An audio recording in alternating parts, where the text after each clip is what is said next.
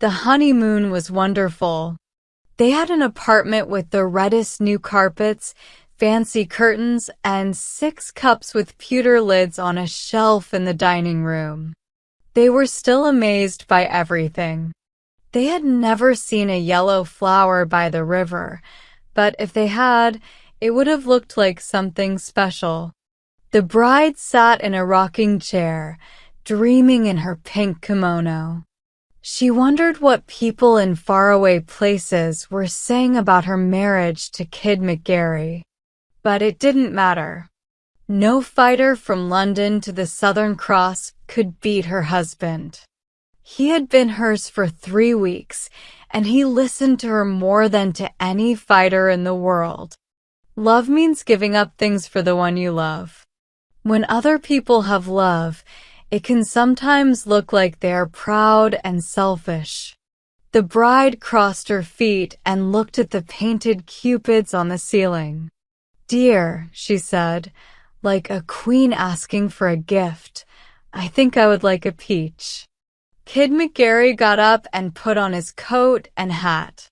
He was serious, clean-shaven, loving, and quick. "All right," he said calmly, like he was just agreeing to fight the champion of England. "I'll go get one for you." "Don't be long," said the bride. "I'll be lonely without you. Get a nice, ripe one." After saying many goodbyes, Kid McGarry went down to the street. He stopped for a moment because it was early spring and it would be hard to find a summer fruit like a peach. At the Italian's fruit stand on the corner, Kid McGarry stopped and looked with dislike at the oranges, shiny apples, and pale bananas. "Do you have a peach?" asked Kid McGarry in a friendly way.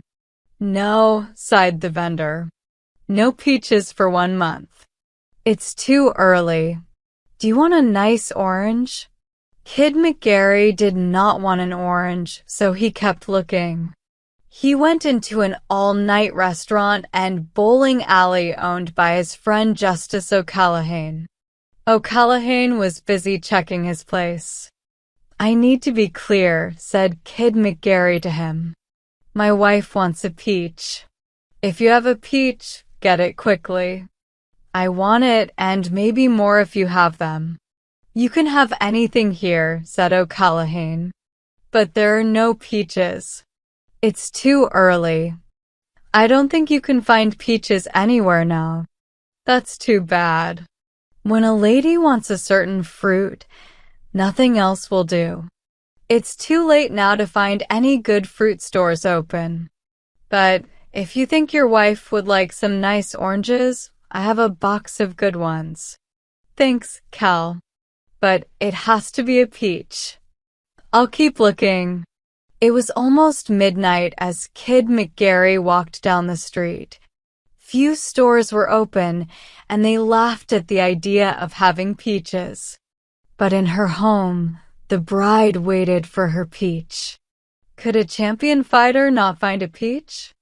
Could he not find a peach in this big city?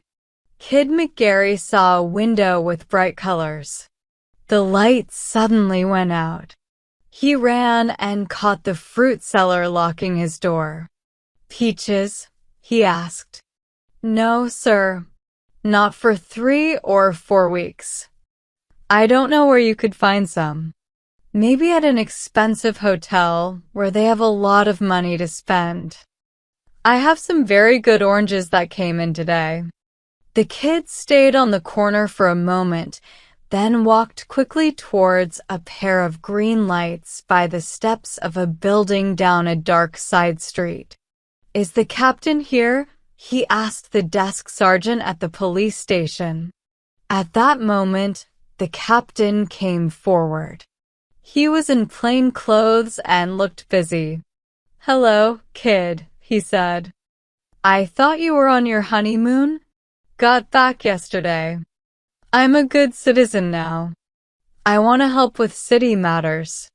Do you want to get into Denver Dick's place tonight, Captain?"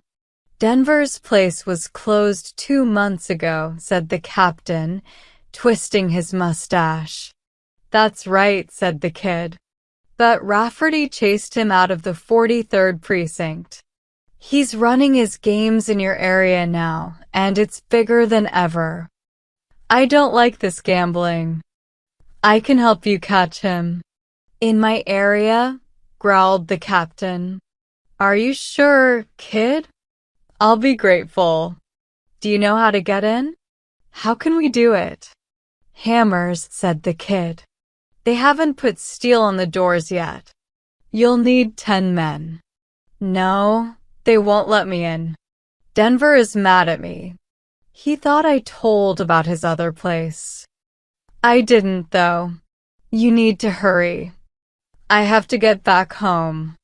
My house is only 3 blocks from here." In less than 10 minutes, the captain and a dozen men followed the kid into the hallway of a dark building where many businesses operated during the day. "3rd floor. Back," said the kid softly. "I'll show you the way." 2 men with axes stood in front of the door that the kid pointed out. "It seems all quiet," said the captain, unsure. "Are you sure about this?" "Break the door," said the kid. "It's my fault if I'm wrong." The axes smashed through the wooden door. A bright light came through the broken door. The door fell, and the police rushed into the room with their guns ready. The big room was decorated in a fancy style that Denver Dick liked. Many people were playing games. About 50 men in the room ran towards the police, trying to escape. The police had to use their clubs a bit. More than half of the men got away. Denver Dick was there that night. He led the men trying to push the police away. But when he saw the kid, he became angry. Denver Dick, being a big man, jumped on the smaller kid. They rolled down the stairs together. At the bottom, they got up. Then the kid could use his boxing skills, which he couldn't use while fighting a big, heavy man like Denver Dick, who was losing $20,000 worth of gambling stuff. After beating Denver Dick, the kid hurried back upstairs and through the gambling room into a smaller room connected by an arched doorway. Here, there was a long table set with fine china and silver and lots of fancy food. The fancy style showed Denver Dick's taste. A large, shiny shoe stuck out from under the tablecloth. The kid grabbed the shoe and pulled out a black man wearing a white tie and servant's clothes. "Get up," said the kid. "Are you in charge of this free food?" "Yes, sir, I am." "Have we been caught again, boss?" "Looks that way." "Listen to me. Are there any peaches here?" "If there aren't, I'll have to give up." "There were 3 dozen, sir, when the games started this evening, but I think the men ate them all." "If you want a very good orange, sir, I can find you some." "Get busy," ordered the kid, seriously. "Find any peaches you have quickly, or there will be trouble. If anyone offers me another orange tonight, I'll punch them." The search through Denver Dick's fancy food revealed one last peach that had not been eaten. The kid put it in his pocket and quickly left with his prize. He barely looked at the scene on the sidewalk below, where the police were loading prisoners into patrol wagons.